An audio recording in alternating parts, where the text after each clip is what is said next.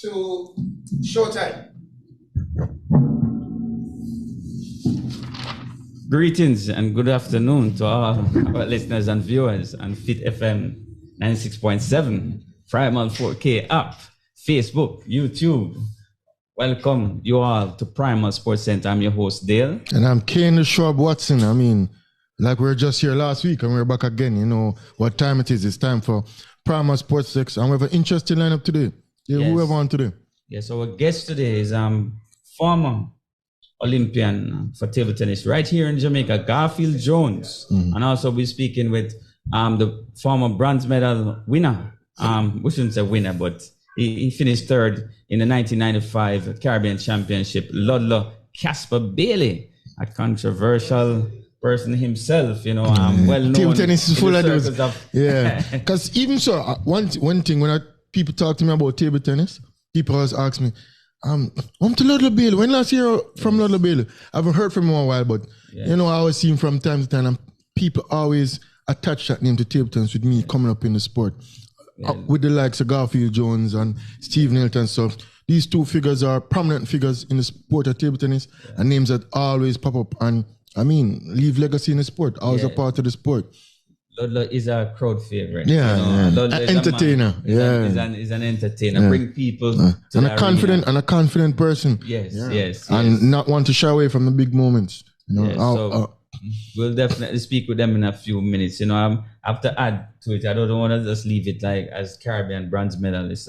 He also 3 times national champion as well. Garfield Jones, within his own right, is also a bronze medal winner at the Caribbean Championships in 1988, I think, 89. I guess he'll break down that for us. He was the first man to qualify for the Olympics for table tennis. 1988. 1988 Seoul Olympics, you know. So a great player, you know, and both of them went up against the giants.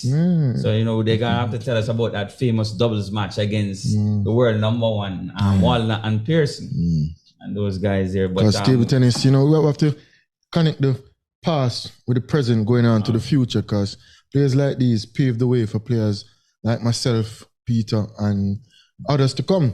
Yes. So, it's all about the line, the connection of the journey, where it all started to where it's going, to where it's at now. So it's good to hear their story, what they went through. Should be a very interesting conversation with both of them, you know, because I know Garfield was a man who started out very late playing the sport at table tennis.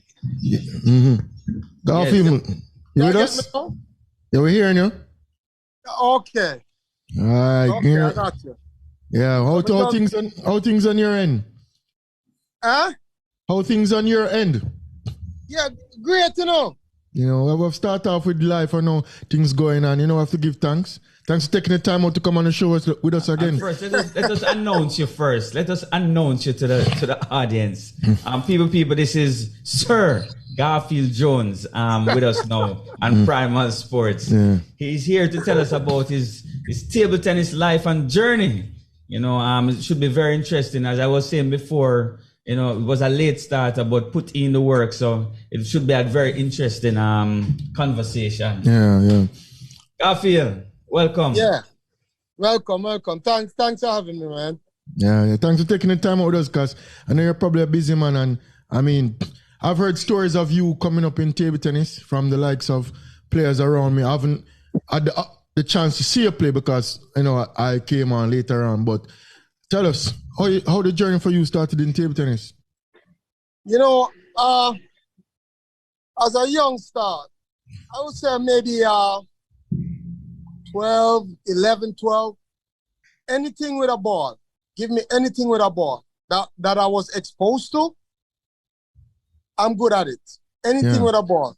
And it so happened that, like, in the evening where I used to live at, they used to have some guys that used to play, like bigger guys that used to play, like on a bingo table. So them play early on the bingo table until the bingo people them come. So I used to watch them knock up and play, and then my bigger brother, them used to join like the police youth club. And I was so small, I couldn't go. I got to like peek at the window to see what they was doing. But as I grow, I keep playing like on doors always like I said, oh, this is new to me. Okay. I don't like to lose. I used to cry. Like, and playing outside against the wind and all them things. I used to remember I didn't have a racket. I usually take like my mother plates and cut a circle on the plywood. Yep. And use a screwdriver, a flathead screwdriver and a hammer. And just keep hitting it. And that is how I shape my racket. Wow. I used to use that. At that time, table tennis ball used to be maybe like 10 cents. The Chinaman used to sell it. I used to just have it a walk against the wind and just keep bouncing the ball. You know, have fun doing it. Yeah. And after a while, everybody not playing. I don't know where to go with it. So I start playing soccer, play football. Here, football. I'm getting good at it. Yeah. I play all Kingston, you know. I play all Kingston football with man like Edward Manning, Peter, we call him Peter Metro now. Yeah. You see? All of the money, Paul Bailey. We used to play. And all of a sudden, one day, me just say, you know what, me just stop. The gear everything, because table tennis is something different now. Because you know, in the ghetto, you play and play and play, you know, really, you know, you find something as a challenge. Which area you came from, Garfield? Which area you grew up in? Why? You'll be surprised. I'm Fletcher's land. Where come from, you know? Fletcher's land. Yeah. Mm-hmm. Yeah. So the last interview I have with I think the man from JBC. And the man where I come from, I said, boy, down at Fletcher's land. I said, boy, I want to pay a gunman come from down. But yet still, you have some good people. Of course. Yeah, definitely. People, you know, and you name it, I know what it is. And never yet, one day somebody down and say, yo, do this, do that. Never, ever. Yeah. They always look at me and say, no, man, this is the start from Fletcher's and this and that. Yep. Yeah. Some of the older man, them pass and stuff like that, but never, ever yet, you know? And through, like the journeys back then, yeah, we used to leave from there and go over the Gleaner Company, go play at evening time. And so come, we meet like Devon Cameron and, you know, an ex-bird, you know, used to walk, we used to go to KC to name Adrian Oliver. We used to go over there and just play at evening time. Yeah. And Marina Buchanan, she was a sports editor at the time. And I was maybe like 13 years old. And she see me down there play one time. Yeah. So she called me. She used to play. You heard of Marina Buchanan, right? Yeah. She used to play. And she said, young boy, what you know about tournaments? I'm going to say to her, well, I don't know. I never play, nothing. So she said, okay, there's a tournament going to be in Michael College. Go up there and ask for a man by the name of Mr. Mack. That I Ken Mack. Yeah, So she asked me if I have shoes, like sneaker, whatever. I'm going to say, no, really. Because when I go to Gleaner Company, I just take off shoes and play barefoot.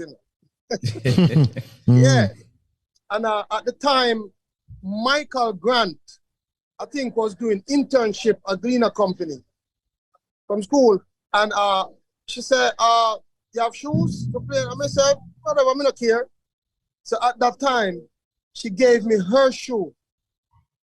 A Dunlop, she gave me a pair of Dunlop Barner. They show you how, I was short, show you how small my foot was. I think mine was like size 6 or something like that. And she gave me that shoes and said, play into this. And Michael Grant gave me a sheet of Mark 5 that him take off and change him rubber. And he gave me that sheet and she take the racket and said, I'll take it home and put the sponge on it and press it out so you will get it tomorrow at the tournament. I'm going to go. I'm going to ask Mr. Mack. The racket was there waiting for me. And that first outing, I went like third round in under 17. And semi-final, I think quarterfinal or semi-final in under 14. So she called me some hold on a second, Garfield. We have many times national champion and online, your teammate as well for Jamaica, Ludlow Casper Bailey. Welcome to Primal Sports. Yeah, from one legend Yeah, to the Jones, next. bless up. Yes, Yes. Casper. Yeah, So, man, yeah, we have a man. round table talk now. Oh, Okay, yeah, talk about the glory days. Yeah, so we'll go back into the past and tell during your time in the 80s and 90s, Yeah, you know? Yeah, because I heard a lot of stories and people always ask me, Ludlow Bailey, Garfield Jones. I say, yeah, they're before my time, but, me hear stories about them. I'm later on, but tell us, around table talk, tell us about some of the clashes between each other on the table. Going as teammates, because even in my career, growing up, at first we were rivals, but then you become teammates and good friends. Yes. listen. Yeah, listen, me and Casper. Jones. Well, me and Jones used to play for the same club, As you know, Hilton's table tennis club were owned by Roy Hilton. So, and we'd have played for the national team. I think the first time me and him play was 1985. Yeah. Whenever even on the team, I was a reserve on that team, because the team was him and Ernest Virgo and Steve. That was the starting three, but was on the reserve team, me and David Marshall. Jones was a great player. You can't take away that from him. In a tournament, would have ready myself to beat people like Jones and Steve. As him know that, enough respect to him. Yeah. You Can't take credit from him. He's a great player in his time, special player. Jones proved himself internationally too. It wasn't just a little local man. He was also an international player. Yeah. And win big matches against, big players overseas. Yeah, man, great player, man. And I'm a friend, Yeah. Yeah, man. Garfield, respect. Every time, Jones. You see, it's just that the way how the country set up and thing like that, Because I can tell you, sir, you see, if it was different, I'm still there, Jamaica. I can tell you, sir, Casper would still play good table tennis right now and get more involved.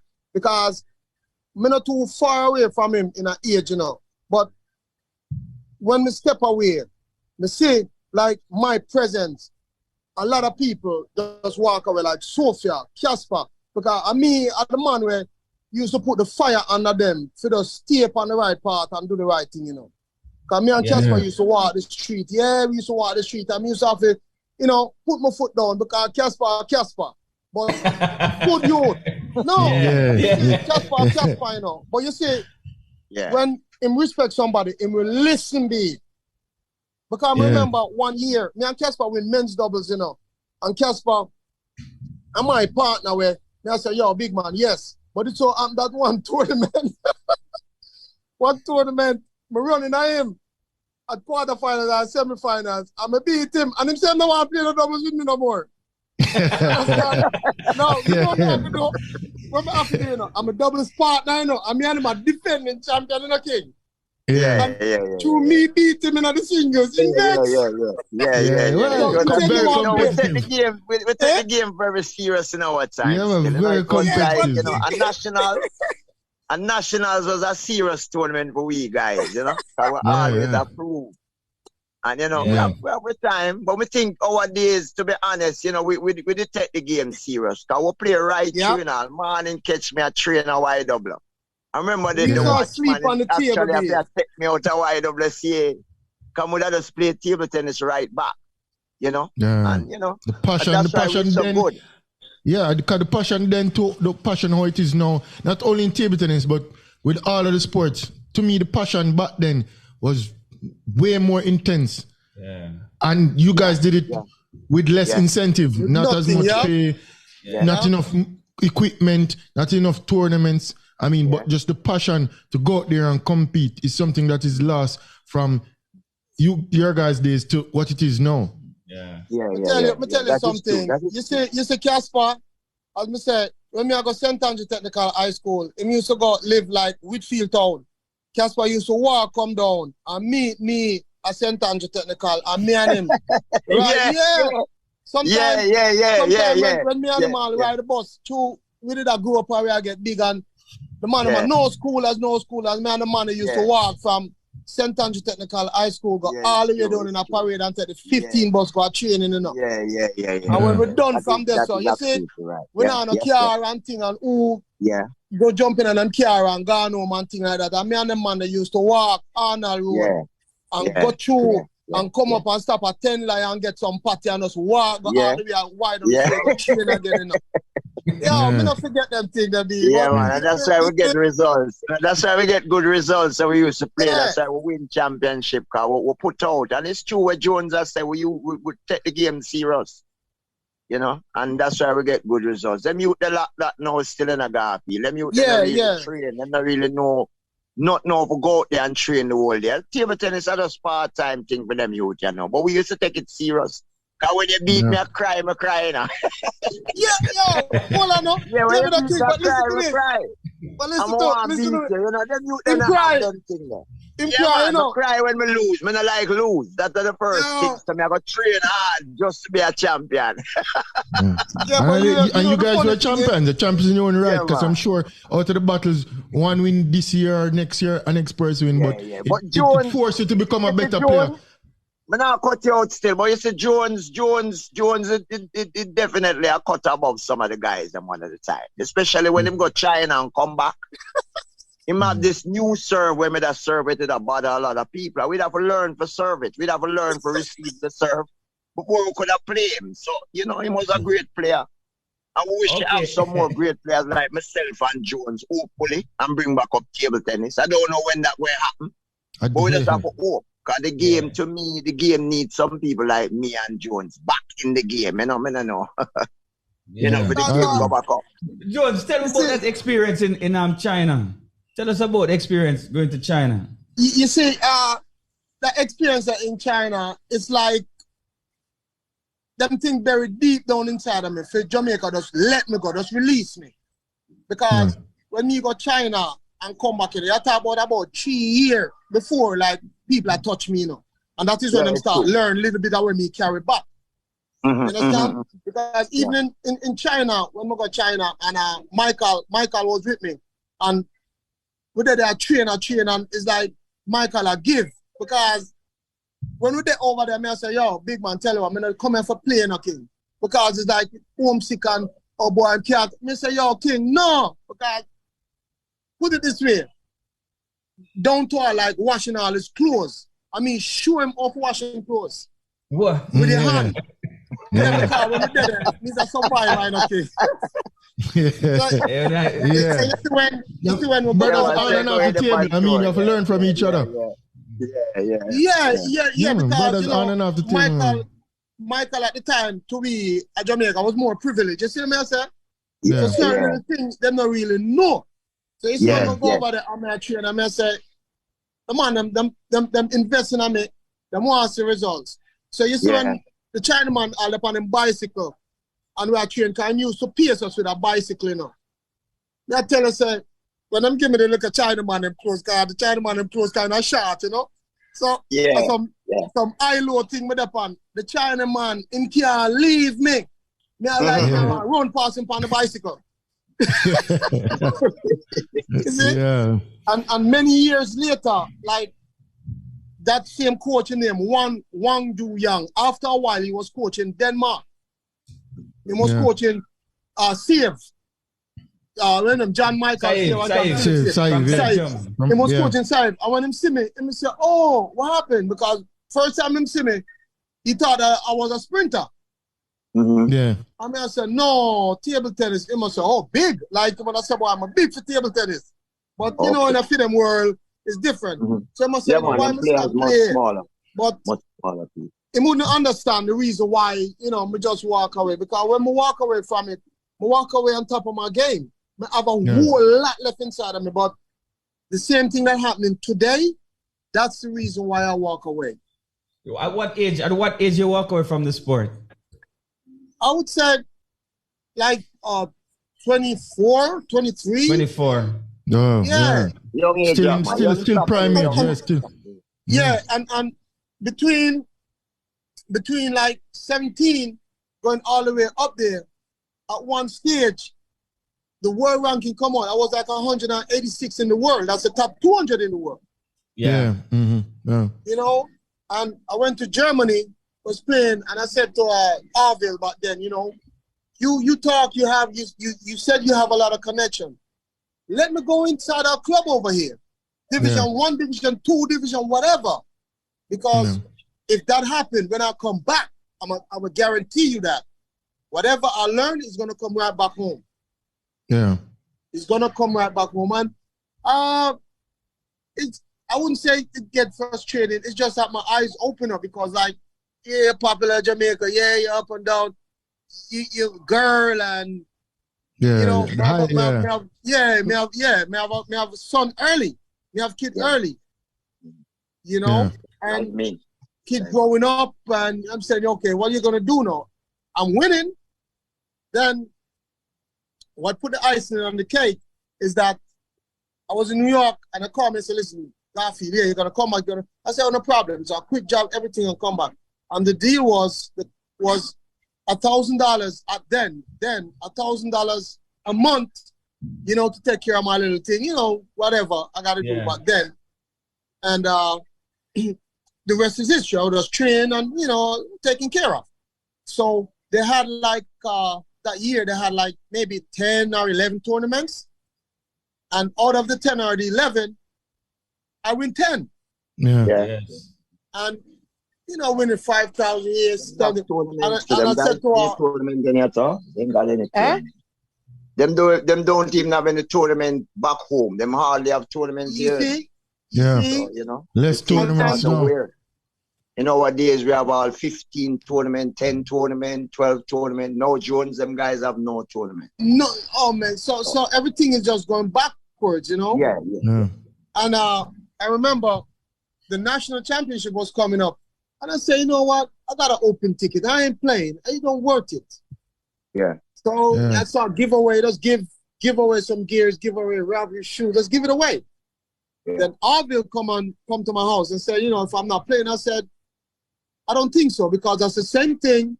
That's the same answer he gave me when I say, hey, I'm supposed to get $1,000 a month. His answer was, oh, I don't think so, because you're winning.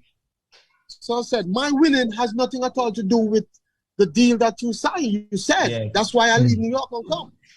Yeah. So when they play those games... So in other words, Arville was saying that because you're winning the tournaments and collecting cash prize, they don't need to pay on top of that. Exactly. And for me to win, that's hard work. Oh, boy. Yeah, I remember that. And then, I mean, you had to make a life decision because you have to provide for yourself. And as I said, you had a child at that age. Yeah. So, I mean, you have to provide. And even Ludlow, Casper had a child early as well. Yeah, man. In fact, my son did actually pass for Calabar. Yeah, you know, so you have to find some money to spend him. Because going to Calabar is not free.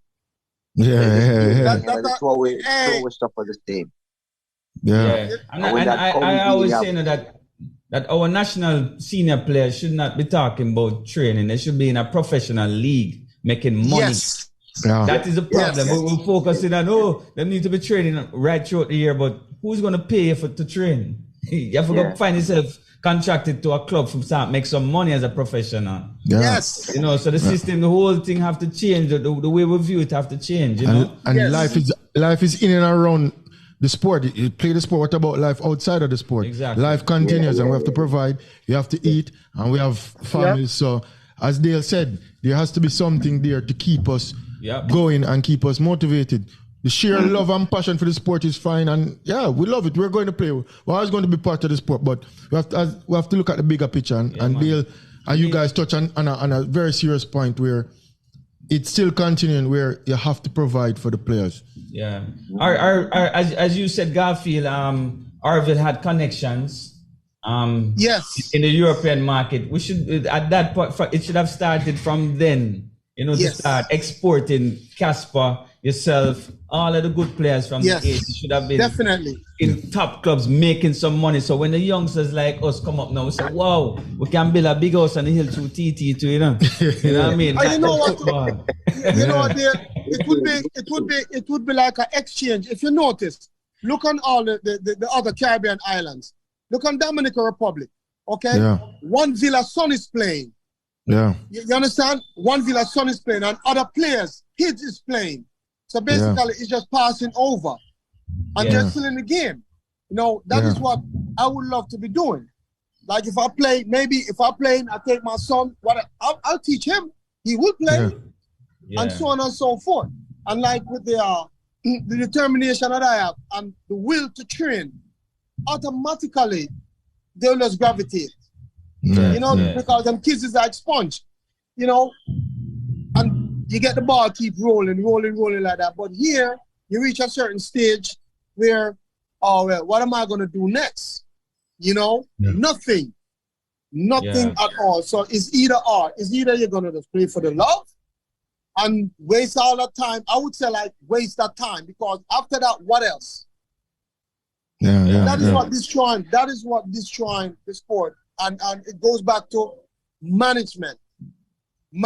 What are you doing to manage the game? Management. Yeah, manage the players, manage in and around the sport. And this is pass down the knowledge. Because you learn and then you have a setup and then it comes after generation. But if it doesn't stop, the continuous players going to stop. We'll lose the great players and then there's no connection because there's nothing in and around the sport.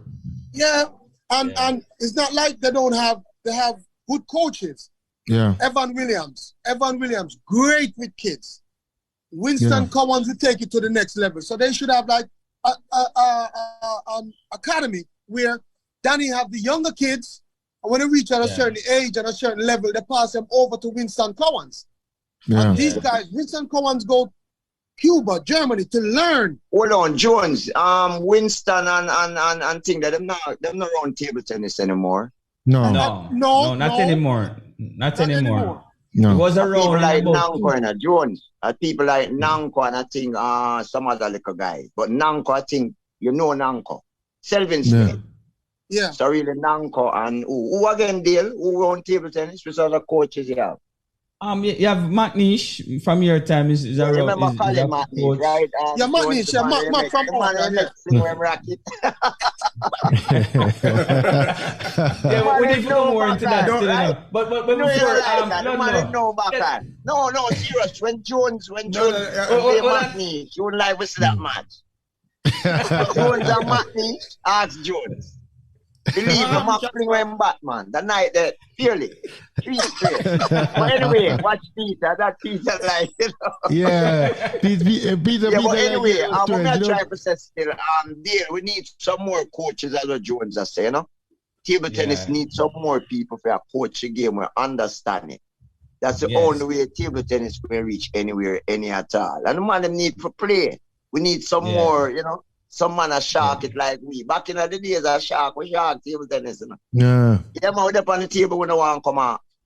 No, so man, back in the days, a winners keep, you know. And we are playing from 6 till 6, you know. Exactly. You understand? Exactly. Yeah, sometimes. So when this one we done play. Me have to change all 2 and 3 shirt, you know, because me a keep, me not lose. Of course. But you don't have the man like that. We need to build it back. It's not nice like that no more. Yeah. All right, Casper, so tell me about your most memorable moment in table tennis in terms of winning your most memorable moment in table tennis.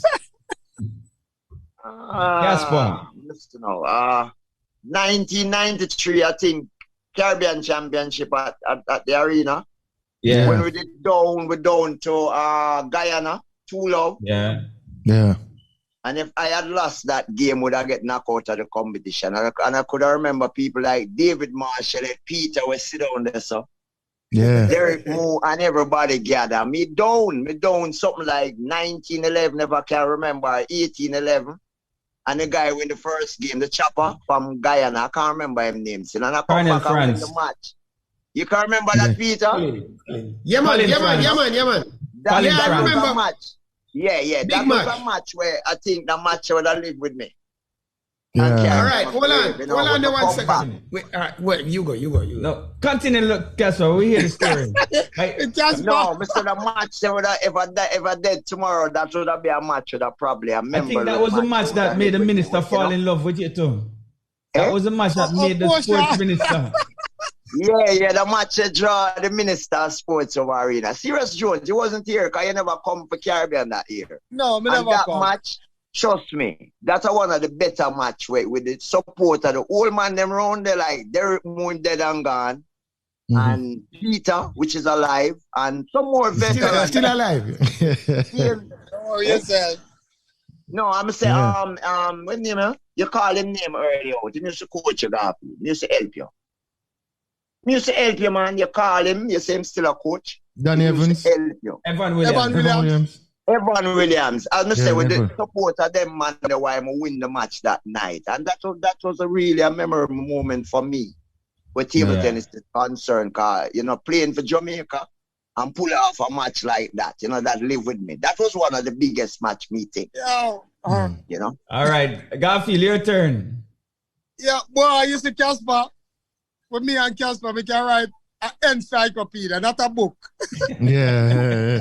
A big thing because me and him used to walk the street and play table tennis. We hear a little ball of bounce in our backyard. We just stop and destroy someone and just keep it moving. Yeah. That's how we used to roll. You see? Yeah. But with him, the memorable thing, it's the same championship where the doubles. Me and him are defending champion in our men's doubles, And me beat him, I think was the quarters. I said we beat him and him vexed. You know what I have to do? Oh, yeah, I can't remember that. Arena, I have to run him down, Yeah, I'm not play doubles here again. I wouldn't play. No, serious. Then it becomes enemy at table tennis. I'm not joking. That's straight every time. Garfield after that. Garfield and Ludlow. Oh, you go play doubles with? I think you play doubles. I think you play about doubles with Carl, but this guy from England name. What let me bring down? Carl Morgan.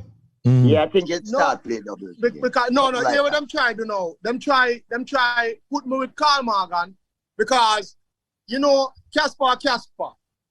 In which they must say, okay, if this money appear for this money because Casper is a little man who want the edge, Everybody want ban him, Yeah. So basically, with the team there, the bad man table tennis player. Casper go get banned, and then we can't have a doubles partner. So that's why they might try to pair me up with somebody else. But with me and him a play, it's like, and me now decide, Casper, you get too much trouble. Me and him up on the same team, so much memorable moments. With the Melbourne one time, I played Super League, right? And I think Keith Evans, I think Casper must allude to Keith Evans or something like that. And him vexed, like him don't want to play no more. I never come on the table. I think it was a club final, no? We won. We won the Super League. But the thing about it is this. Storage it up on the team too. And Casper said, tell you what, I think as me say, him a mumble about Keith Evans, I mean, Casper, no worry yourself. And he must say, Garfield, tell you, we're not losing. Even though I'm vexed, he must say, we're not lose. And we still will win the championship. Yeah. Sometimes I tell you, say, now to fight him.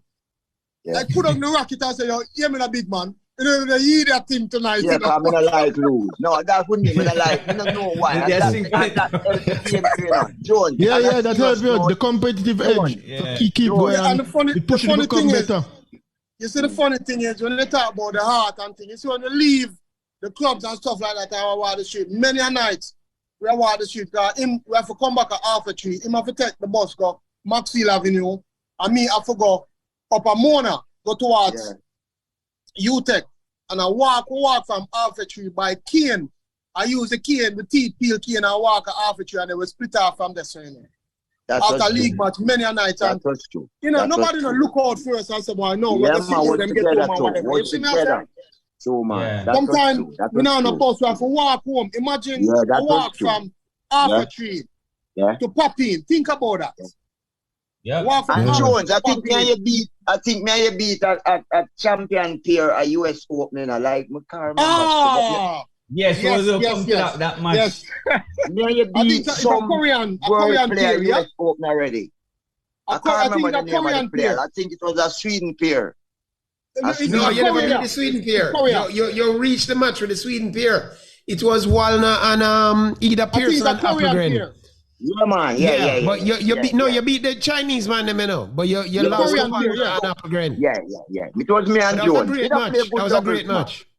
Yeah, it was so. Me and Jones play good doubles. No doubt. I tell you, sir, with me and Casper, in the street, in the club, whatever, half of the time, me have to hold him and say, "You're big man, where I do?" You know, me have to rough him up, me have to constantly rough him up. But you see, the thing so about you was a bigger man. You was a bigger man. Listen to me. Bigger than me. Jones, let me tell you about Jones. Jones go to gym to lift weights to make sure that he's bigger than me. Because them times the Jones are I wasn't a gym man. So anything with their training, national training, them set him for all me. But the man is come here. And you have to just chill because be a muscle. We all know that. But you know, it was good. We need to hear about the match against Walna. We need to hear share that experience with the lead and lose. Jones, we don't lead the match and lose. I mean, hear this now. May I lead the man at 11-4. Hold on. Let me just let everybody know. Walna was number one at the time in the entire world. Possibly the greatest of all time. And arguably the greatest table tennis player of all time. And you had a match against him, Garfield. Tell us about that match. Yeah. I say, you see, if it was today's standards, he would have get 2 straight. Yeah. You see? Yeah. Because me reached 11 before him. Yeah. You win all 2 games, 11-4. Man, 11-4. And then service change. Yeah. Service change at 14-11 him come up. Okay? Yeah. And then him start serve. And from there, so we got 16-14. See? Yeah. And then we got 20-17. And him a serve. And him catch me at deuce. And him beat me at 26-24. Wow. So in a today's standard, you see, a today's standard, why not great player, but it's a slow starter, you know. Yeah, man, whenever that boy can serve. He can serve. And when him serve and punch, it's like Hector, remember Hector Bennett was here. Hector said, boy, Garfield, you can beat them boy, you know. The confidence, playing a lot of the thing about it is this. You see, with us as Jamaican players, all we need, any part of the world where we go, we adapt. All we need is that constant level of playing, and we will adapt. Yeah, man, regular tournaments overseas. Yeah, man, regular tournaments overseas. Regular tournaments overseas, I will go. Catch up to the level. Yeah. We'll definitely catch up to the level. They get used to the standard what they are playing at all the while. They can't just go play against the big guys. They have to play them regularly. Regularly, yeah. Catch up to them standard. Yeah, I agree. You can't just play them once a year. I said that a long time ago. You can't play them once a year. You'll always be better. Before we go, I want to know about your experience at the Seoul Olympics. That was the first time. You're the first Jamaican to qualify for the Olympics. Yeah, so and tell us about and that. You know, it was kind of difficult for me, you know, because I was the only Jamaican table tennis player. Yeah. Stephen didn't come with me. Yeah. And you know, for me to hit up or warm up and things, I didn't have nobody. So half the time I try, you know, knock with somebody from a different country or whatever, and it wasn't too good. You know? Now with Dominican Republic, I know Alvarez and stuff like that, I'm gonna get a little knock with them or whatever. Mm-hmm. So basically I was just fishing around, waiting to call to play. Didn't really get into my way of playing. You know, because I didn't have anybody actually really to play with me. All them teams come together and they knock up, they warm up, you know, they do their thing. Mm-hmm. But it was a nice experience. We play against like Italian and the Russian, I think Mazanov. Mazanov, yeah. We play Andrei Mazanov.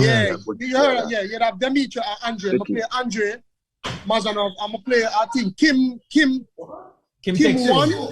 Kim Teksu. Is that Kim Kai-tek? Kim Kai-tek. Kim Kai-tek. It's either you'd have Kim 1, Kim Teksu, and Yunam Q. Oh, Unam Q. Yeah. Left hand. Yeah, I think my player Kim 1. Kim 1 is the one with the pimple. Yeah. Okay. Yeah, so those two went through. Mazanov and Kim 1 went through. And me and the Italian named Constantine. Me and the Italian get dropped out. Massimo Constantini. Yeah. Constantine. He was a good player then. Yeah. Italian guy. He can play. Yeah. Good start. But overall, you know, when you go and you see these things, like that was his group. It put me up and say, you know what? I'm planning to say, okay, see the next time it's gonna be different. But the next time things get worse, we didn't go because they had called me 92, saying that if I'll come back and play or whatever. And I said, nah, I'm not gonna do it now. Because it's just the same thing. I would have to quit my job, quit this, quit that, and then now they have a mouth to feed. Who's gonna take care of that? So that's the point that I reached where it was in Atlanta. I said, no, I'm not going to come back and play. Yeah. All right. So Casper. Yeah, madam. You finished third at you won a bronze medal at the Caribbean Championship. Remind us about the year. Which year was that? What year? Was it 94 in Guatemala? Yeah, I think it's 94. I lose to a brother from Guatemala. His name Flores. Okay. Yeah, but how many?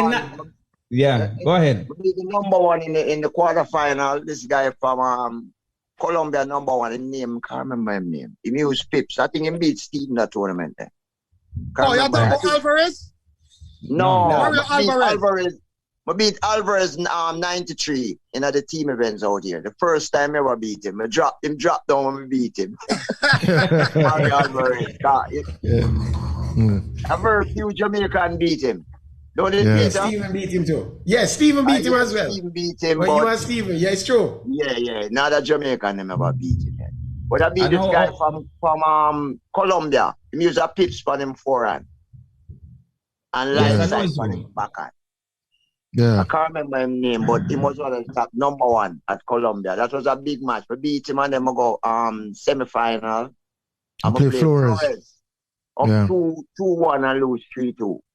My Caribbean that's in a come with a player, Robert Roberts from Miguel Anders every minute. Robert Roberts. When it comes to Barbados team, a one man, it's funny enough, one Barbados player always have the beat now, man. This weird man with a chop game in play. You remember him? With a Riley? Was it Riley or Robert Earl? No, you have a chopper from Barbados.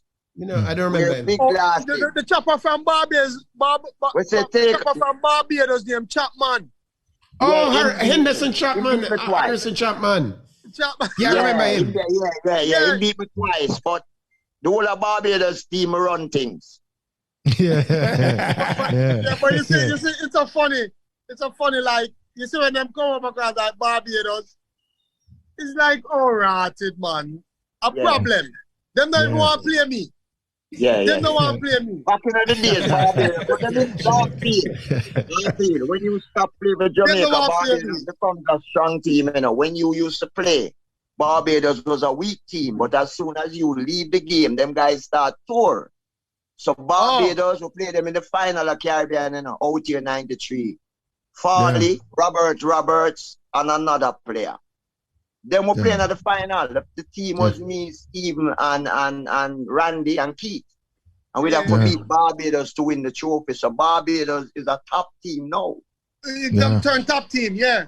Yeah, man. But back in your time, Barbados was a little team where if you have the man them on the bench now, you'd have make them play that match. You wouldn't play that guy. That's fine. You remember the invitation. We carry 5 people on the team. They reserve them, play the little games. The big man them rest. Yo, you remember?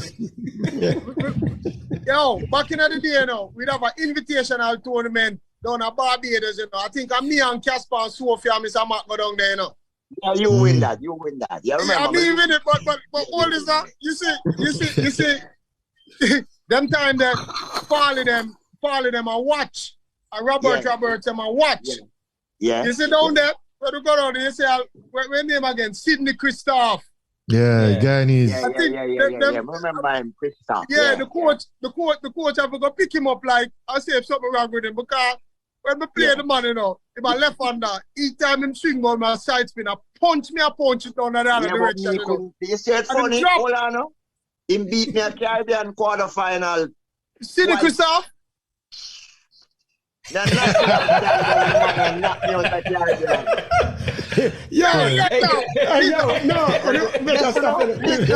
All the weirdness about it now. It is just me, him take set pan and him couldn't beat no other player on the team, you know, because him can't beat Michael. And him can't beat Steve, but just when him play me, believe me, Jones, the man catch a fall. Like him Right there? Right there? Yeah, just couldn't play. I don't know if him play so slow or what. Style of playing, but we couldn't play him. But when him played Jones, it's like the first 3 points, them him want to stop. So style. Style of play. I'm just use them on the warm up at Caribbean. When me play, me have to play out my shoes.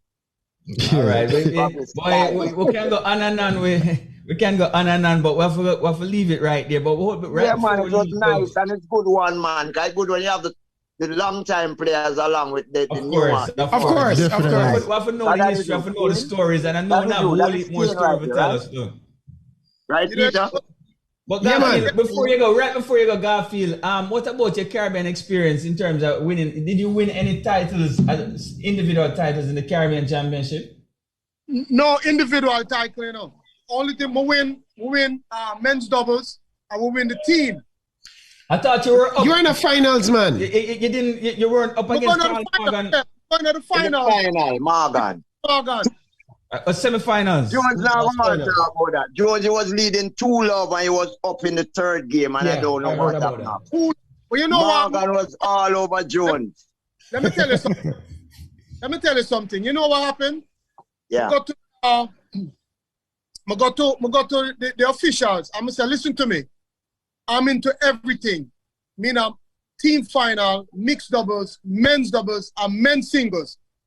I tell them, say, listen, it's a lot for one person. It's a lot. Let us play the men's finals first. And then Mr. Martin said to me, everybody I wait to see that. But no, Guyana hot like hell. Me I lose water. I everything, all the event. That's the only thing.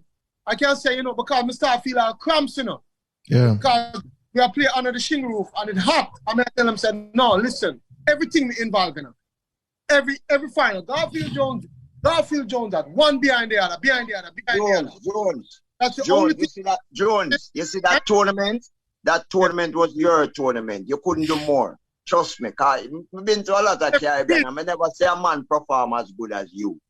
That tournament. Which year was this? Was this 1992? Which year was this?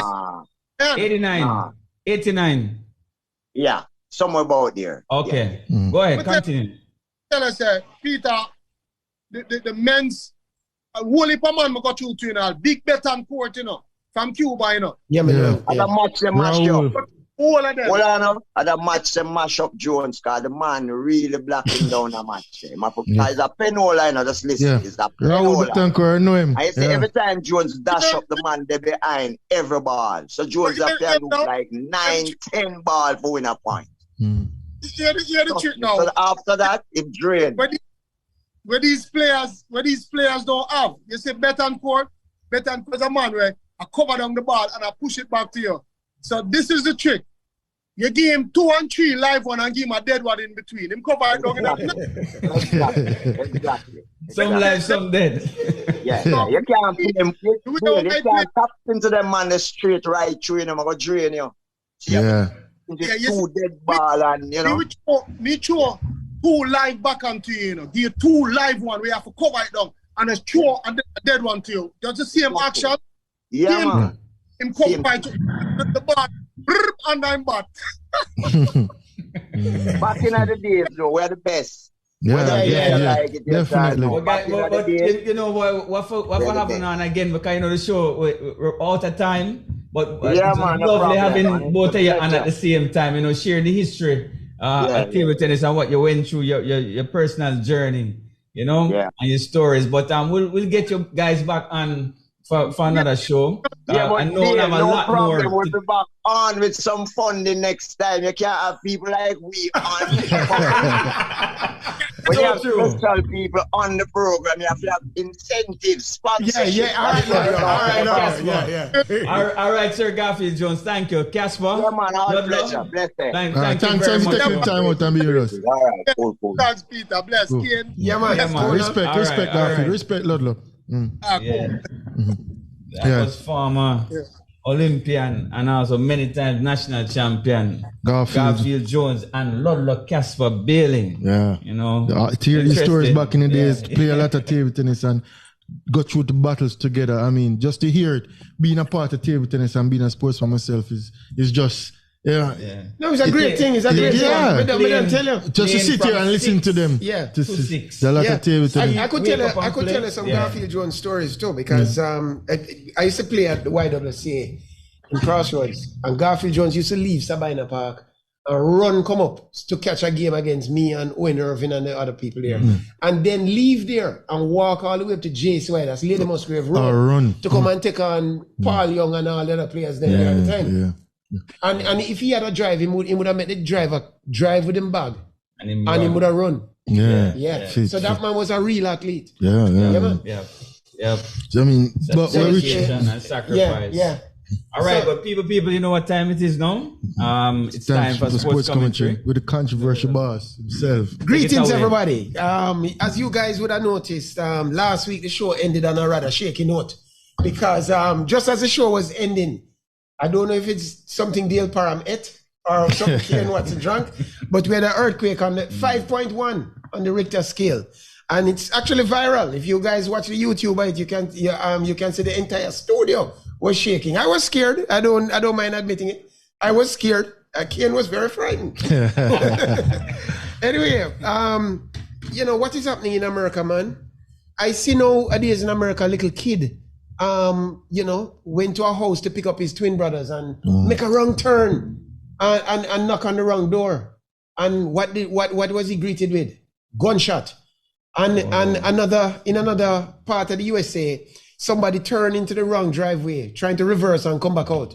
Gunshot again, killed. That's what's happening in America. America people have become very paranoid. But when I watch the news in America now, when I watch Fox News, I feel paranoid too. I feel scared. If you watch Fox News, they're coming to get you. They're coming to get you. They're coming to take away your guns. They're coming. The government is coming for you. You're scared. You're scared. You're scared. And it's really sad that Americans are afraid to be in their own homes, to the point where a black boy, 13, 14-year-old, knock on your door. And you don't go there and say, what can I do for you, young man? No, you greet him with gunshot. And when the kid was on the ground, he got another shot. Yeah, it's really sad what's happening in America. I mean, sports commentary, but, big fight tonight. I've been waiting months for this fight. Yeah. Tank is going to take on Ryan Garcia. And I must admit, I've been waffling back and forth, playing it through my mind. But most experts, Mike Tyson and people who know fighting, have finally leaning towards Tank Davis, right? Gervonta. And the reason is that they both can dish it out, but I suspect one can take it a little more than the other. I don't anticipate a long fight. As you guys know, I have a very unblemished record in 13 fights, almost. And but I don't see the fight going much more than I think the fight is not gonna go the distance, and I think that Tank is going to have to weather the storm and avoid that left hook. Right? But I believe that when he connects a few times with Ryan will suddenly lose strength. Tall guys knock out easier than short guys, They have longer necks. And I suspect we're going to see Ryan fall on his sword this time around. So if you want to continue being wealthy, put all your money on Gervonta Davis. I'm sure you agree with me, and I'm sure you don't agree here. Yeah, I'm going with Garcia. But it's hard for me to ignore the table tennis going on right now. WTT in Macau, in China. There was a major upset when the world number one lost to one of the hot young players. The bigger LeBron brother, Alexei LeBron, finally managed to beat Fan Zhendong 3-2. I've always told you guys that best of five is too short, It's too short to play a high pressure match. And you're going to have upsets. And then when you add on top of that, I don't want to take anything away from LeBron, but LeBron got a number of lucky breaks, right? But at the same time, Fan started the match a little tentative. If you watch that match, Fan normally comes out and dominates. He appeared to have a little doubt. And that French guy, once he gets that opening, he's not going to let you back into the point. But it was, congratulations. I've been watching these two LeBron brothers for the last year, some longer than that. And congratulations. However, in the next round, Marlon, greatest of all time, played LeBron. And as expected, Marlon sorted him out pretty nicely. 4-1. In the other semifinal, Wang Chuqin, who another one of the emerging young Chinese players, played against young Harimoto. 4-love. So 2 Chinese will play the finals on the men's singles. I don't really watch the women's game that much, even though they get equal pay and equal this and equal that. And I don't think many of us are watching it either. I've been watching how many people watch these matches in YouTube. And Marlon is playing against Fan Zhendong, 20,000 viewers. Sun Ying Sha playing Chen Meng, 3,000 viewers. Equal pay. But that's another time, another story. No, on one little controversial element, that guy that did out and stomping and dressed like pumpkin and Styler G was shooting a video in Montego Bay. And, 2 racing car went to the Montego Bay Stadium and the man was dashing it out on the running track at the Montego Bay Running Center. Big controversy because everybody is saying, how could this happen? How could 2 big racing cars be driving around the track that people are supposed to run on? That track has not been used in 5 years because it's very delicate. It's called the Mondo track, very delicate. And yet racing car, I go around the track on the turf. And the mayor said, Mayor, did you give permission? Wasn't me. And then they asked the stadium manager, did you give these guys permission to use the stadium? It wasn't me. and so nobody know how these cars went on the track. So after a little time, we found out who it was. Big racing driver, Douglas Hollywood Gore, was one of the 2 drivers driving on the track. Mr. Gore, the Jamaica Observer wouldn't even name the man, just some drivers. But the cleaner named him. I don't know, the connection thing go. But Mr. Gore actually made an apology, which you guys can see it on YouTube. But his one thing with his apology, Mr. Gore said that he was invited to do the video and he was told to park the cars, they would take pictures. And he said that he never got out of first gear. But when I watched that video, those cars were doing 60 miles per hour or better. I suspect Mr. Gore got further than first gear. But it doesn't change anything at all. Some people are saying because a brown man, he got the privilege. I understand what people say now. People in Montego Bay say, boy, this couldn't happen at town. Everybody have a different excuse. But there's a reason they call, every time Hollywood Gore win a race, he does this thing, they call it the donut. I don't think we'll be seeing the donuts from Mr. Gore anytime soon. One thing for sure, I don't know who gave Mr. Gore the permission, but it wasn't me. That's sports commentary. What say you? Yeah. Actually didn't know about that one either. But do you remember the phone lines are open now? 1-876-552-7406. That's via WhatsApp only. 1-876-552-7406. Yeah. I mean, nice interview earlier with Ludlow and Garfield. I mean, to hear the stories, I've heard them as a youngster coming up, but to hear from them and those battles they went through and to show the passion these guys had back in the day, and to touch on that point, every, so to say, sporting person we talked to from back in the day, they had a sense of passion around the sport. Hector Wright, I mean, you name it. Lenny Hyde. Yeah, Lenny Hyde mentioned. I mean, we have had so much interviews.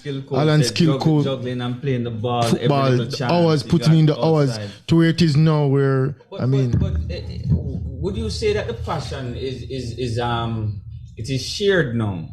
No, maybe the passion now is mostly with cell phones and indoor activity. So maybe how can we get back the passion? I don't think it's possible to get it back to that level based on the technology and cell phones and Instagram and all of these If we things. go back in the Stone Age to get the passion. That's my point. It's going to be very difficult to find a youth outdoors that's playing. You know, with so many things competing for your attention, it's going to be very difficult. And these two guys were from the inner city. Yeah, exactly. To show, you know, walking from Harvard to Papine after training. Not privileged. I mean, had yes. to, you know, to claw their way up and, you know, going up with the sort of back against the wall gave them a competitive edge as well. And that's why they rose to stardom and at top of their sport. Yes. And they put in the hours and did what they love. But there came a time where they had to part from the sport because finances and coming on the bottom line, you know? Yeah, and that's and it is a problem, and but great stalwarts for the sport of table tennis, and you can't call table tennis and don't call certain names like Ludlow Bailey, Garfield Jones, Stephen Hilton, Colin McNeish, Michael Hyatt. I mean, Sanjaretti, Sophia Virgo on the female side, just to name a few off the top of my head, and Arvil Haslam, you name it.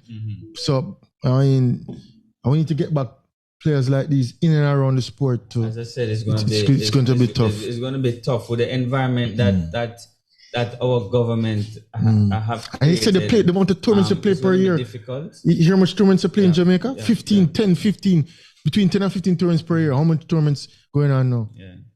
And you're lucky if you have 2 tournaments for the year. What is really, it's just the hours that these guys put in. You know, boy, I remember Hector telling me the story about sleeping at YW. They used to sleep there, you know? On weekends, you know, they don't even bother go home, you know? The table, get up at 3 o'clock in the morning, play some TT. And the man, they even eat breakfast and eat lunch, you know? Straight table tennis right throughout.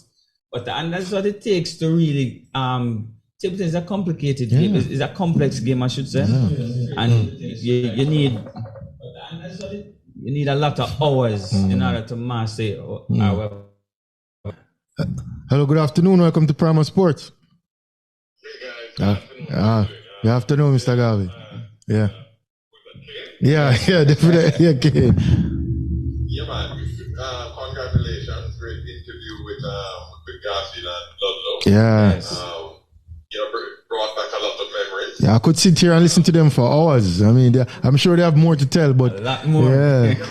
much more to tell. What you know, where while I was listening, where my mind went, you know, in terms of modern day players, I think Dale was alluding to it, that it's always gonna be difficult now because you can't help but think about the business of table tennis. And back in the days, you had less distraction. I think Dale was right. When you look at today, you know, modern day youth, not just table tennis, but when you look at even worldwide corporate now, the youth has changed now, more distractions. They want things to happen now, right?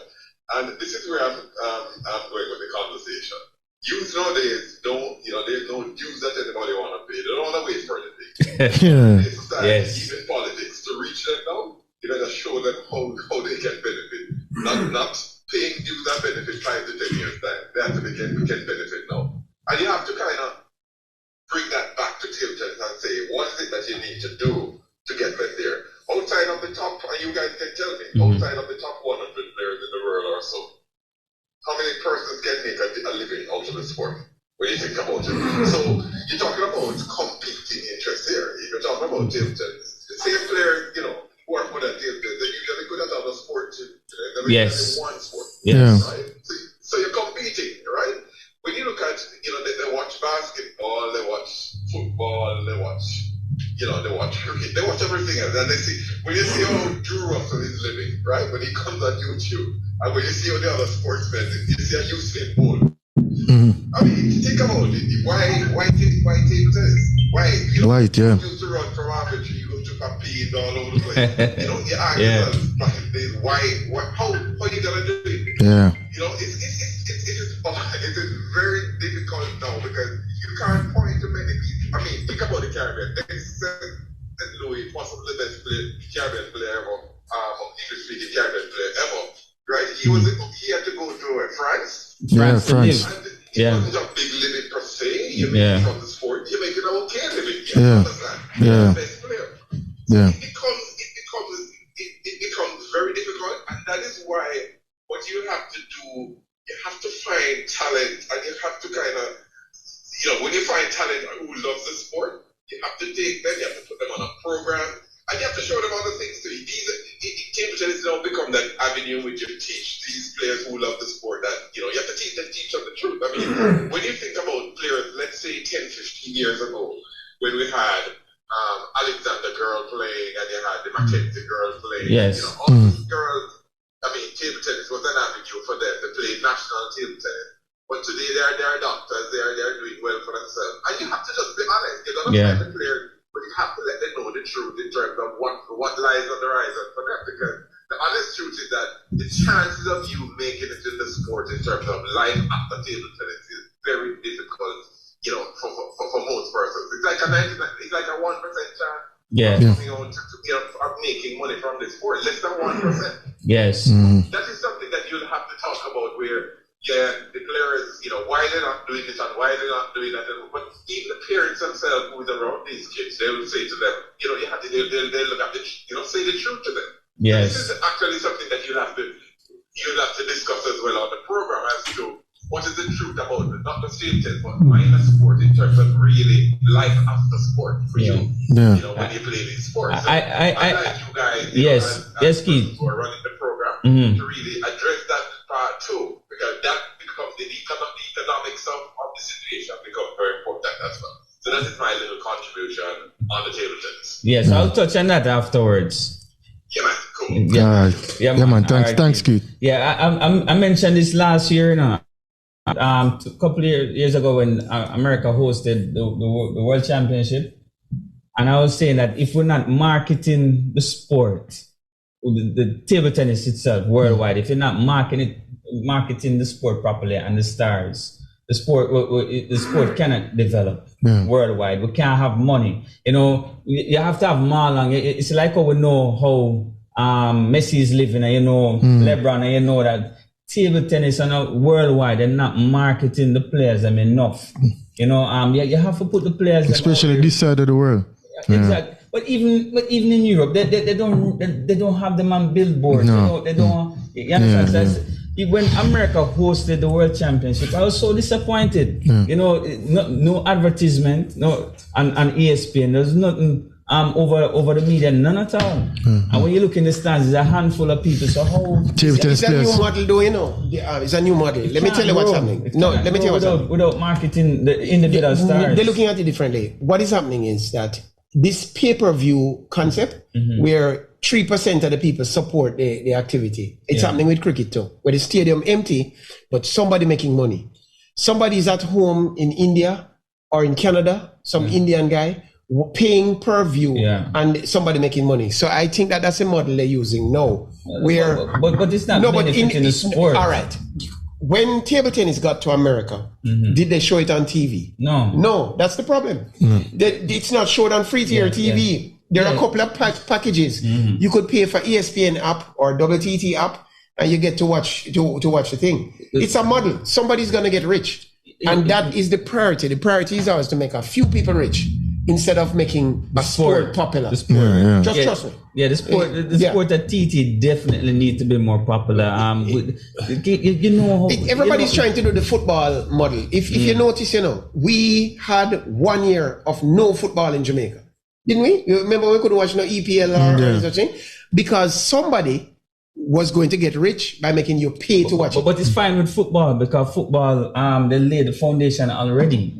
If football is a popular sport already, everybody can relate to football, but everybody can't relate to table tennis. But the truth is, football is overpriced, They're charging too much to watch football, Think about it. And the people are paid. The people are willing to pay. No. I'm not saying no. Because they laid the groundwork already. Just like with our track and field, we laid the foundation already. And they can do anything. I made a comment on it last week, I kind of made a comment that the problem is the ITTF is showing us some matches live and some not.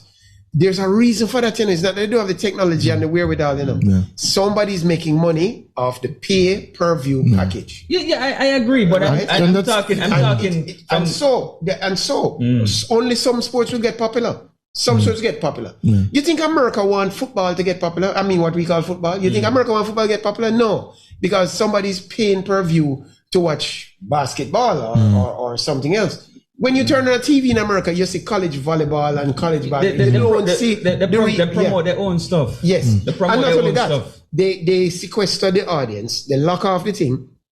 You in New York, you can't watch New York Knicks. You got to pay. You know what I mean? That's what's happening. I agree with that. If you do your groundwork and your sport is popular, you can do anything after that. But table tennis has not done that groundwork.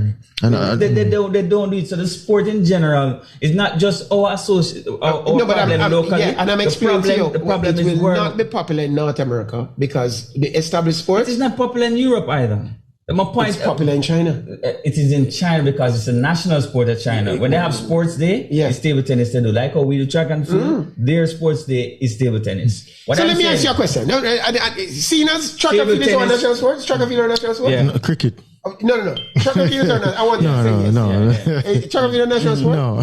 How many good tracks we have in Jamaica? Good track. I see Mr. Hollywood Gore driving on that track, so we're not going to call it a track. It's probably ruined by now, right? We don't need. It's a track and field. It's such a cheap thing. You can. And we can't afford more than one track.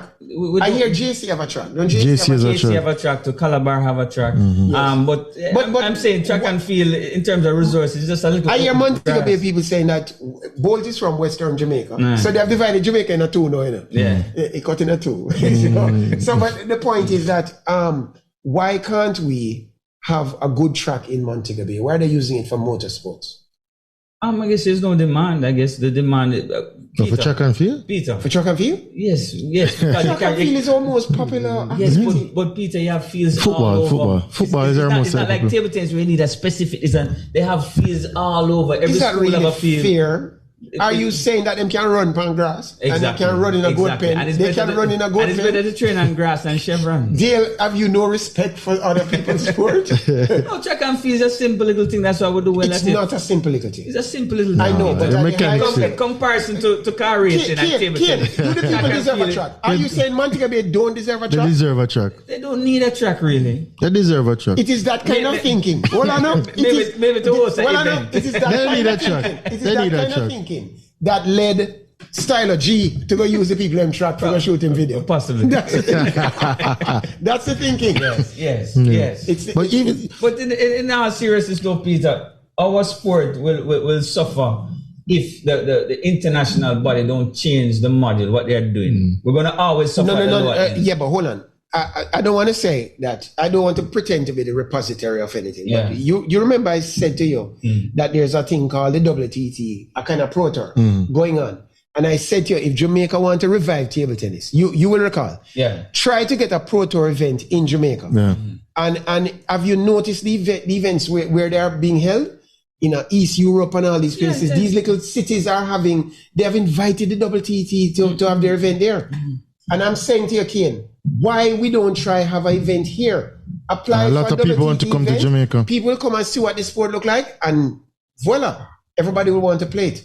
Because I want to tell you the thing exciting, brother. Yeah. The level of TT that is playing now is beyond what reached another level 10 years ago. It's reached another level. Yeah, it reached another level. Yeah. I think with all things, everything just with rule changes and equipment changes. It don't matter. It's at another level. No, it's at another level. It matters, Peter. The strokes that Kane Watson is capable of playing, Harvey Aslam never saw or dream of executing. It wasn't needed back then, Peter. You hear what Ludlow said? That kind of stroke wasn't needed back then. It's needed now. So as rules change and equipment change, as the level rises, it's the same for the same people. No, it's not. It's the same for the same. No, it's not. You have to make quicker decisions now. You have to be better balanced and so on. You have to be. Yeah, because of the ball change. Did you know that Harvey Aslam had a really awkward backhand loop? You say Harvey had an awkward backhand. Yes, and Harvey, if you're listening, yes, you had a Harvey had to bend down and throw the ball up, and there are other players, one or two players who never couldn't make a proper forehand. Peter, did you know that? Peter, come on now. Different equipment, different ball. You can't do that. They were good in their time. That was a standard in that. That standard was high at that point in time. There's a DJ. Just like this standard now is high. Yes, when a big dance going on and Bounty Killer said level. It's a different level. It's a different level. The level can raise. The level has raised. But I think Dale is right though with the marketing of the sport. It needs to be, because everybody knows Lionel Messi or Cristiano Ronaldo or Michael Jordan. I mean, regardless of the sport. Who's the top badminton player in the world? We don't know. Li Dang from China. Yeah, because who's the top table tennis player in the world? Fan Jindong. Nah. Only because I'm a table tennis player. Who's the top squash player in the world? Some Pakistani guy. I'm just saying, these sports need the minor sports need to. Who's the top tennis player in the world? Who's the top tennis player in the world? Let me accuse you of something. Let me accuse you of something. You see, when Joseph Dibbs and me reached 7 finals in a row, why did people come out and watch those matches? Let me tell you why? They felt like there was genuine hatred between me and Dibbs. A lot of people go there saying them two men are like them one another. One of us represent the forces of evil, and the other one represent the forces of good. Which one did you represent? But Kane Watson and Simon Tomlinson, they're two nice guys. They're friends. Them too nice. Yeah, man. They should have stir up something in the media. They should have stirred. Add some controversy. If you think about it. You know, if it was a real rivalry, should make it a show business. People like rivalry. People like rivalry. People like you think. But Peter, you're jumping from topic to topic. Sorry. No, I agree with you. People like rivalries because a lot of people came out to watch Casper because they know Casper gonna know something. Yes. Apart from him style of play, something was Michael going on. Hyatt always have some war going on. Randy Fagan, I heard that Randy lie down. Yes, we have seen lots of antics. I take a 10 minutes break and the umpire knocking him out. Get up, Randy. Get up. And Terrence Matthews. Just lie down like him there. Yes, Terrence Matthews. The game had colorful characters. Yes. There's no characters though. When you have good boy Kane Watson and Simon Tomlinson, you know, they're not fighting each other. They're not quarreling. Squeaky clean. Too squeaky clean. Oh, I don't know what I call up. Hello, good afternoon. Welcome to Primal Sports. Good afternoon, guys. What's up? It's a Primal. Primal is vital. Yeah. Follow up on the little TT conversation that Dale was having. Who is responsible for promoting the sport, though? Because remember, China doesn't really promote stuff outside of China. True. It's mainly Chinese and Japanese, and it's mainly Asian sports. So who would you give the rights to promoting table tennis across the world if China is not going to do it? The international body. There's a thing called the ITTF, and they have actually formed a private company called WTT that's promoting the sport, and they're doing it well. You have to admit, they're spreading the sport. They're not promoting the sport, Peter. They don't promote the sport like that. They're doing a good job. No, I disagree. Hold on. When you watch the NBA, you know what the NBA do?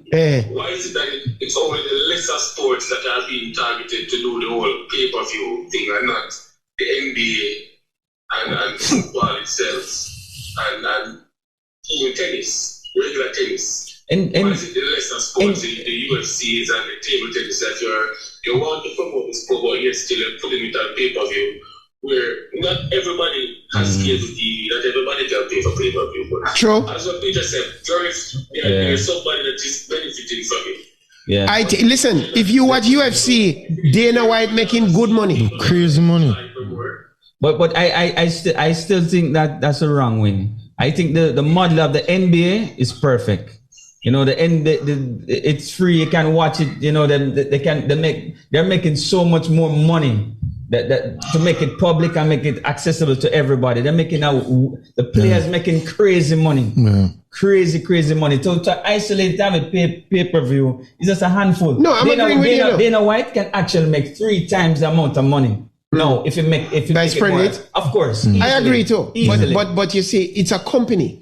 It's at the end of the day, it's a company, and he's watching his bottom line. No, but I'm telling that his bottom line can be 4 times, can multiply by 4 times. I'm agreeing. If you make it more open. I'm and that's why the NBA carry them game, them go China. The NFL carry the game go Germany. England. Playing the games in these Mexico.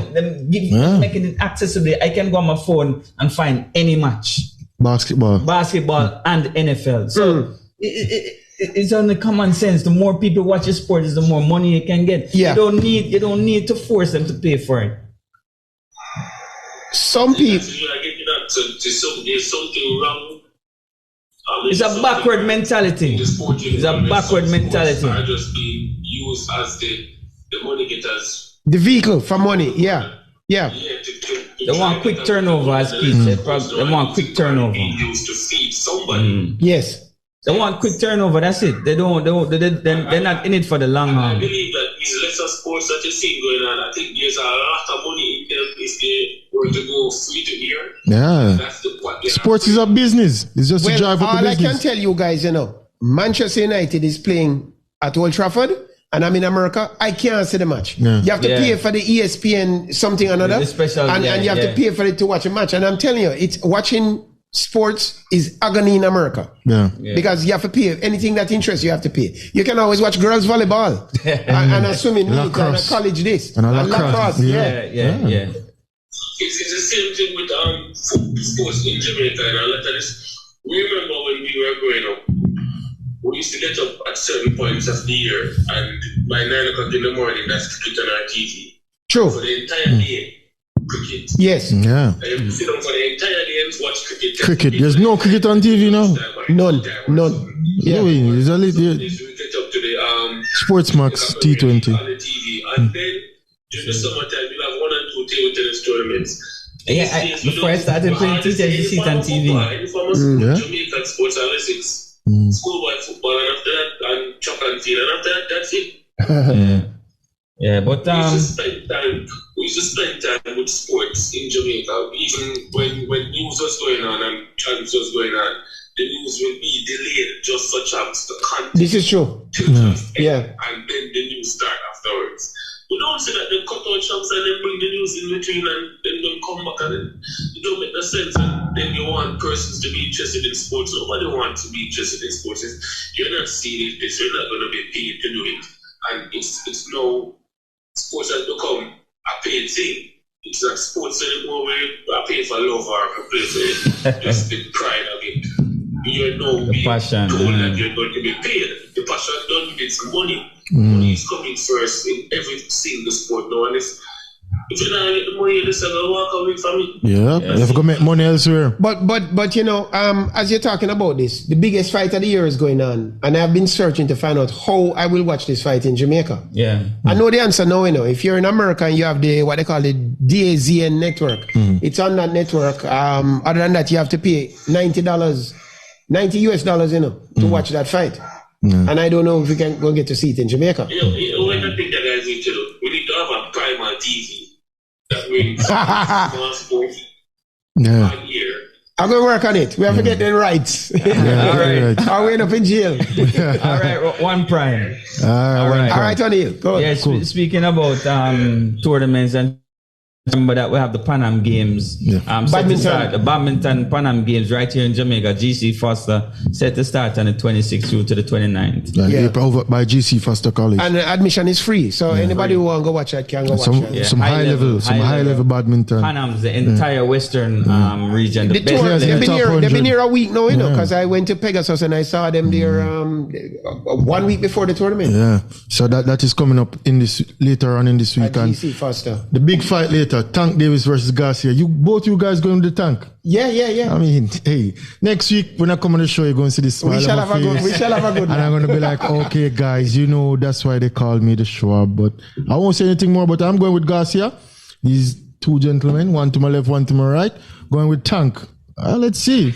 Yeah. So that's that for boxing, and trust me, it's the fight of the year. And to me, it's probably the biggest fight since Mayweather Pacquiao, because these two gentlemen are the biggest serious fight. There have been two what you call them, Instagram fights. There was Money Mayweather and Conor McGregor, and then there was Jake Paul and Logan Paul. One of those. Those were not serious fights in my opinion. And then we have Tyson Fury, and Tyson Fury fight is never serious. This is the biggest fight. This fight is serious fight. Pacquiao. Since Pacquiao Mayweather, I think this is, to me, probably the biggest fight. This is legit, like Bernard and De La Hoya. Yeah. This is one for the history books. I don't know if they're pretending not to like each other, but I'm sure both want to win. They've been doing a good job of getting us hyped up for the fight, because I'm hyped. Yeah, as Peter said, some controversy. These two guys aren't squeaky clean, like me and TikTok Simon. You have to have some stir up in the camp. So stir fry. Where we can watch it? On the DAZN network, DAZN. You can set up a VPN and watch it. It's technical. Okay. If I get through to watch it tonight, I'll let you guys know. So that's now next thing going on, NBA going on. The playoffs have started. I was just say earlier today, Philly sweeping Brooklyn Nets. To me, we all predicted that. That was much of a big prediction. But I picked Cleveland Cavaliers over Knicks. You pick Knicks over Cleveland. Yeah. Knicks leading 2-1. We see some interesting series going on. Yeah. Now Clippers and Suns locked in a battle for who's going up 3-1 are going to be 2-2. What do you think about this? This man getting paid $250 million. Yeah, and not available in constantly not available. Kawhi Leonard. Yeah. It's happening a lot in a modern sports. After you give him load management the whole season. So load management is for him to play, but he's injured. Paul George is out. His team is down 2-1. Out again. Paul George is out for the series. I mean, imagine being the owner of that team and you're two top players. The owner supposed to be disappointed because the owner brought in these two players and got rid of a lot of young talents. And carry them 2 man. But is load management a voluntary thing or is it compulsory? How does it work? No, apparently Kawhi Leonard. Yes. He run him on show. That's what I'm asking. How does it work? I think for I'm sure teams, doctors teams doctors the science of the sport to show how much your hamstring can manage or your knee can. There's science to it, and then some people have. You play one game here, you rest 3 days, you play 1 week from now, and then to prepare for what this type of. What the hell when them start this in football too? For prepare for. That's when the game will be. But is that why to prepare for now, which is now the players where the team need. Any playing time? Who is that? Haaland. That's as in the man licking 2 goals, them take him off. Load management because they want to win the Champions League. Now, I'm a Haaland fan, and every time I watch Man City, the guy he hits in one penalty, scores a nice goal, and then he's taken off. And I'm saying, what is that football? You want to see him score 5 or 6 goals a match? You just imagine you being an NBA fan, and Clippers is your team, and Kawhi Leonard again last year, again the year before, again. The owner, I don't know what they're going to do. And getting paid $250 million. The man get a little scratch on him hand and him can't play. $250 million? Yeah. And the playoffs, this is not Peter. This is not like it's a regular season, you know. You'd have to jug me off the court. You'd have to jug me off the court. I want to be out there and play. Jordan played sick. So who's the most impressive team so far in the playoffs? To you? The most impressive? Wow. I probably have to go so far the Nuggets. Denver Nuggets. Denver, I think Nikola Jokic. Denver is really playing, you know. I would have said Boston, but Boston let up today against Atlanta. And Boston scored, I think, 21 threes. But definitely Denver is looking good. So it's shipping Lakers trying to squeeze past the Dylan Brooks trying to get on the LeBron skin. Ja Morant out. I mean, freak injury to his hand. But to me, the team that manages injuries the best will go the furthest. We see where Clippers, to me, Clippers is out. Not playing, not Kawhi Leonard and Paul George not being out there. Chances out the door. So, I mean, I'm picking the Suns to win. Philly Embiid not playing game 4. We don't know what's up with that, but going forward to the next series, he should be there. The Suns. It's going to be Boston versus Boston. Boston Suns final. I'm picking Boston as well. Boston. Boston versus the West is tough. It's Boston versus Phoenix, man. Phoenix? Yeah, Boston versus Slim Reaper. I mean, Slim Reaper. Kevin Durant, Devin Booker, Chris Paul. They're up now in the 4th quarter, trying to take a 3-1 lead. But I don't know if Nikola Jokic can do it. I'm trying to lean. So you write off the Lakers? It's 1-1. Yeah, right off the Lakers. LeBron is the second greatest of all time. No. He's not.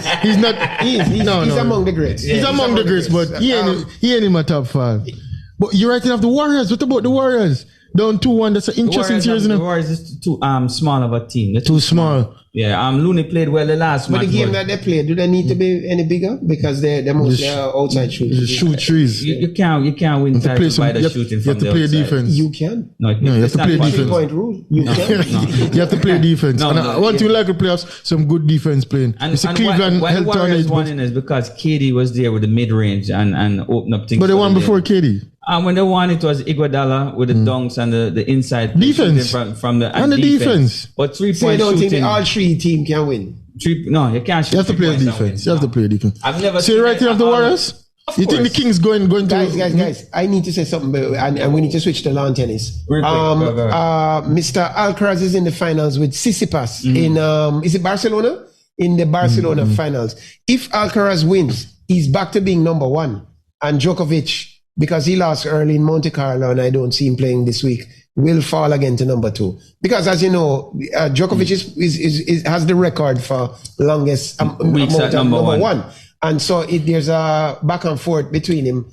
But the funny thing is that Djokovic is not allowed to play US tournaments, and a third of the tour is US. So He's how is that gonna? He's losing points, and it's just like with the WTA, if you don't play, you can lose points for the 1000 Masters series. You have to play unless you have an injury. But it kind of makes number one. It devalues what being number one is all about. I agree.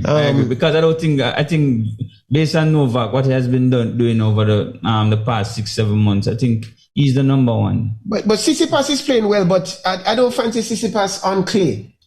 Clay is Mr. Alcaraz's surface. Alcaraz and Nadal play well on clay, but the clay dulls Tsitsipas' power. Yeah. And so the service advantage is not there. But we'll know tomorrow. Yeah. Okay. Quickly to football, Ken. We see that Man City. Man City is in the FA Cup final. Man City is in the semi-finals of the Champions League. Arsenal is dropping points. Man City In the is on. race, Arsenal is snatching defeat from the jaws of victory. Arsenal with 3 draws on the trot. Yes. With a 5-point lead. City has 2 games in hand. So it's going to go down to the wire. So City is looking for a trouble. And Manchester United don't want that. And Manchester United is going to win tomorrow to go to the FA Cup final. So the FA Cup final should be between 2 Manchester teams. We see where we have a Milan derby in the Champions League.